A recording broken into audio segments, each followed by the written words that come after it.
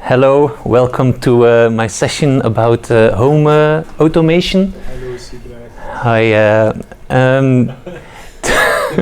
Today I will talk about an open source domotica system that I already employed a bit in my house, and I think it's very interesting and that you can do a lot with it. So.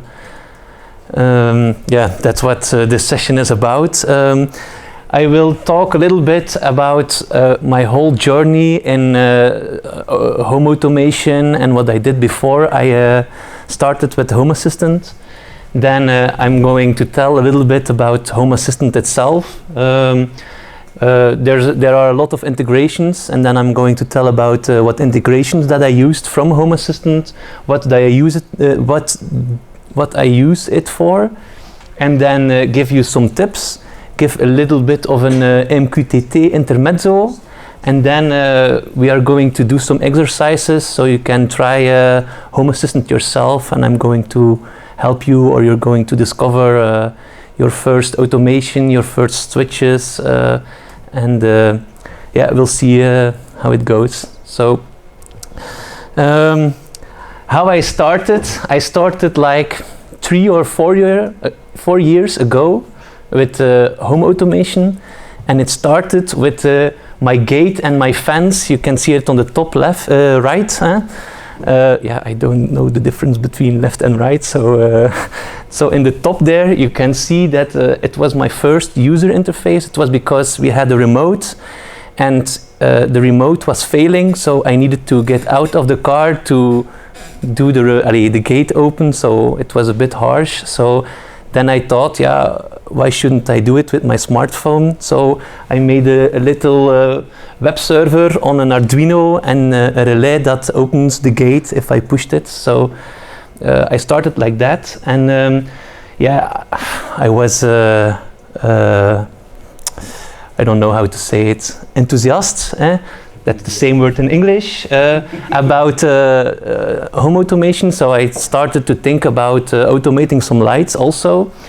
And then, because I was doing already some stuff in web design, I started with a PHP server. So I could make some HTTP requests, and then they translated that to other requests to my Arduino, so they could turn on some lights and so. And for an interface, I was at that moment very familiar to C# on Windows, and then I made a user interface so it also could get some requests, and yeah, I could start to do on and off some lights. But then I started to know object-oriented programming, and I really liked it, and I thought it was a good idea to do that with home automation. So then still, I was still very familiar with C#, so I made I replaced the PHP to a C# server also, and then with the interface that I already had, I had to tweak it a little bit, but then I had a C# server and a C# interface. I did that all with HTTP requests, and I was kind of happy with it because that was the interface that I had, and if I turned like 1, 2, 3, 4, I could really see 1, 2, 3, 4, the lights going on or off. And I was happy with it, it worked, but it wasn't fast enough. So then I discovered MQTT, and that was really, really fast. So then I rewrote my whole server with MQTT. That was not a big change, but I had some work with it. That C# server was running on an old PC, and that PC crashed a lot. So I came home and it was like dark, and then I pushed the button and the lights didn't go on. So I hated it because it wasn't my software that crashed, it was really Windows that crashed. So then I thought I really would put it on a Linux server or a Raspberry Pi or something. And so I rewrote my whole server in Python. It was like a month or 2 that I was really in the holidays that I was writing on it, and so that worked also. It is, I think, for myself, that's very beautiful code, and I have it somewhere, but it's just getting some dust. But I really loved it. But then I got to Home Assistant, and then I saw all the integrations, all what everyone did, and so I thought I never can make a domotica system so broad and with so many features myself. So I switched to Home Assistant. And I got rid also of my interface, so the interface on the bottom right, I don't have it anymore either, and now I do everything with Telegram. My Home Assistant is also running on a NUC, and Telegram is my user interface where I can make some commands and some buttons to do some automations. So that's my 4-year journey of domotica in like 10 minutes or something, I think. So what is Home Assistant? Home Assistant is open source software. They don't develop anything of hardware. They only do software, but they really promoted that you can run it on a Raspberry Pi. But yeah, I tested it on a Raspberry Pi and it was fine, but with the NUC it's obviously a lot faster. They have 2 weekly updates. That's fast, but that's okay. Today they have, it's a version 0.96 they have, so they are almost at the 1.x version, so it's a big update coming. But today they have 1,454 integrations. So integrations is really like your Google Home, your smart TV, I don't know what else smart things, the Philips Hue, the Trat-free, name it on, but even a lot of online services you can see here from the website, like Amazon Alexa, IFTT, IKEA, Sonos, Plex. It's all integrated in there and really easy to put it into your domotica system. It works on Python 3.7. So it's Python, so I love Python. I think it's really fast, and it's pretty young. It's like 5 years old. There's one other competitor even if that exists in open source. That's called OpenHub, but that's written in Java. It runs on Raspberry Pi also, but yeah, that was Python, so I chose that. Voila, that's a short description about Home Assistant. So I'm going to show you some integrations that I did. The first integration that I have is OwnTracks. OwnTracks is an app that you install on your smartphone, and over MQTT, that I will explain in the end, it constantly sends the location of the device, and so that you can pull in your Home Assistant, so your Home Assistant always knows where you are. Here I am at my home, you can see, and so automations can run based on where I am with my smartphone. Examples of that is I have a lamp in my living room, and if it's a half hour before sunset and I come home, then the lights turn on in my house because it's dark enough or something like that. In the morning, our audio system is working. If me and my girlfriend both leave home, so if we're not home anymore, it turns off everything, all lights, all music, so we don't have to touch it anymore. So that's something I use, and I think it's really, really handy. It's free, it doesn't use any online services, so it really sends directly the data to your server at home. Second, I grouped three integrations here, is Google Home. You all know I think you all know the Google Home Mini speakers, so you can directly integrate that also in Home Assistant. So the most used routines that I have is the bedtime and the good morning routine.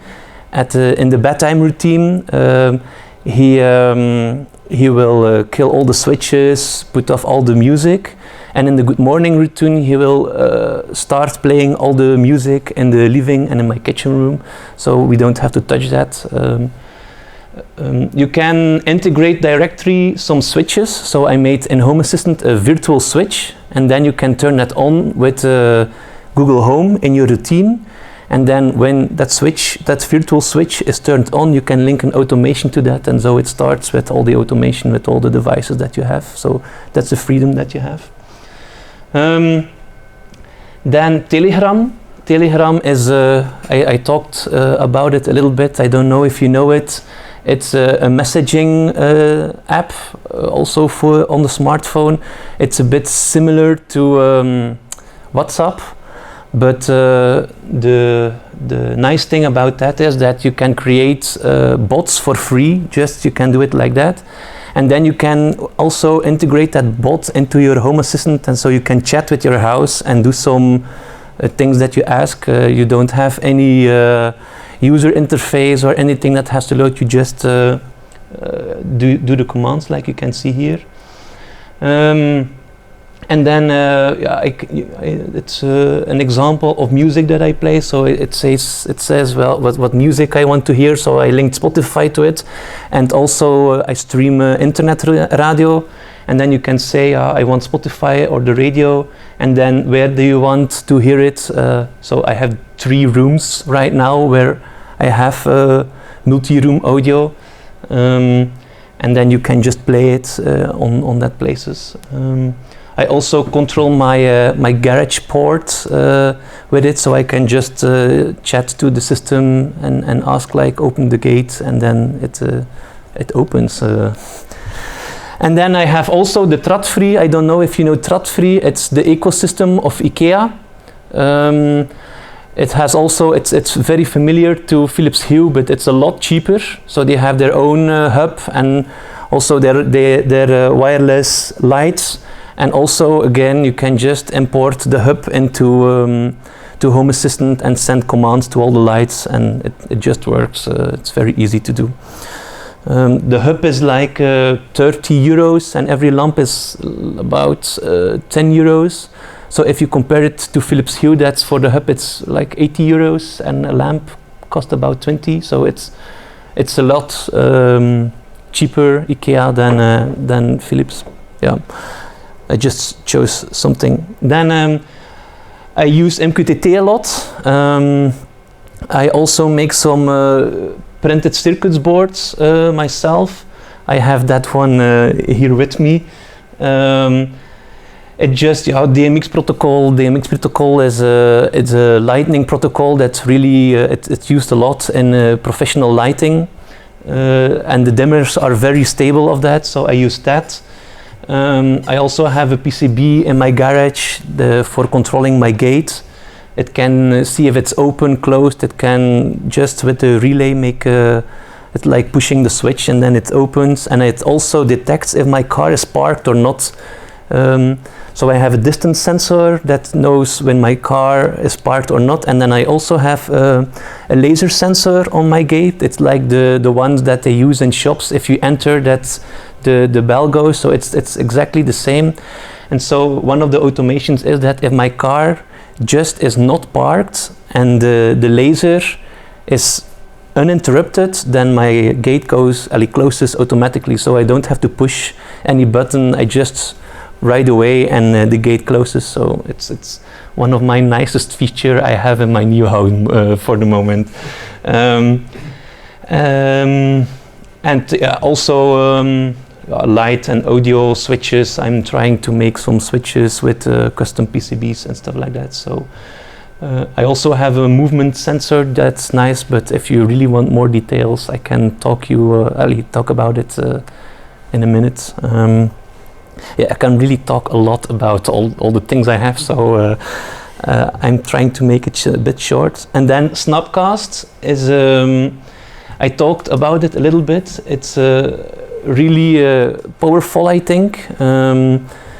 It's a system that works with channels, and then you can choose your rooms, and then it's synchronized over Ethernet. So if you have two clients, you really can't hear the difference between the two clients, because it's really nice synchronized, and you can choose to play in every room the same music, or you can have different channels in different rooms. So for the example, I can have Spotify in the living room, and my girlfriend can have her Spotify in the kitchen, and we can have the radio in my atelier I have.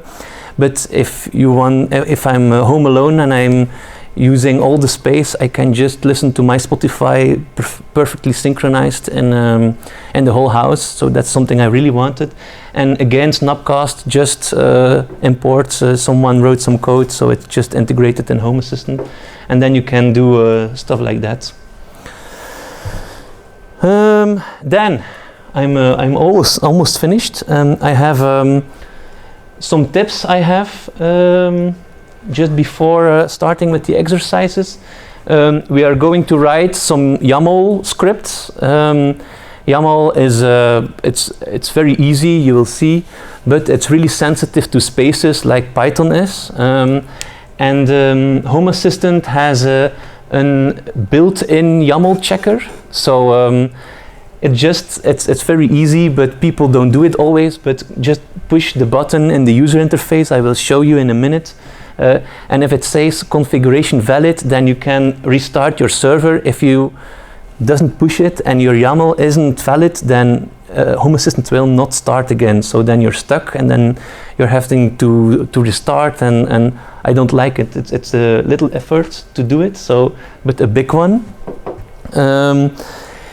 A second tip is, I will show it in a minute with the exercises, but you have one main YAML file that's called configuration.yaml, and if you want, you can put everything, and I mean really everything, in that file. But you can already imagine that if you write some automations, that it will be a file of 1,000 lines, and then you should start looking for something. It will be nothing very good. So you can just, it's an example from my Home Assistant server at my place, so that I'm using. So I split it up to everything that I can, and then you make some separate folders where you put the YAML in, and every YAML in that folder will be taken with. So it doesn't matter what name it is. If it ends with .yaml, it will take it in the configuration, and it will virtually paste it in the configuration.yaml, but it's very, but these lines, I have to look for it very long before I had the idea how that worked. So it's something I really want to give it to you. You will see in the example that I prepared that it's also already split into different folders. And then tip 3. There's a really awesome tool if you use MQTT. It's called MQTT FX. I know it's also written in Java, but if there's one software in Java where I'm very happy about, then it's this tool. It's because it works, it just do what it has to do, and you have a really good overview about all the messages that are passing. So then I don't know, do you know MQTT or not? Because if you all know it, then I will not explain it again. If you don't, then I will. And who doesn't know MQTT? Okay, no problem. So MQTT, it has one central server. You can see in the middle, it's called an MQTT broker. Then you have a lot of clients. And the clients, every client can subscribe to a certain channel. It's like having a message that has a title, and then the message, the content. The title of a message, it's called the topic, and the content is called the payload. So every client can subscribe to a topic, to the title of a message. Then you have a second client that publishes a message on a certain topic. On the moment that it publishes that message, the broker will send to all subscribed clients that message, and you receive it automatically. And that's just about MQTT. It's really fast, it's really lightweight. It's because we are going to use that in the exercises. I hope you understand. It's not very difficult to understand. So you can have multiple topics, of course. You can have multiple clients. It can be very, very big. One big issue I ever run on was, if you have multiple clients, please give them all a different name. If you connect to it, you will see it in the implementation sometimes. Give them all a different name, because if you connect with two clients to the same broker, the broker will choose one of the two, and you will have very weird situations. I had a long problem with that. But that's the intermezzo about MQTT. If you want to have some information about Home Assistant, their website is very good at just homeassistant.io.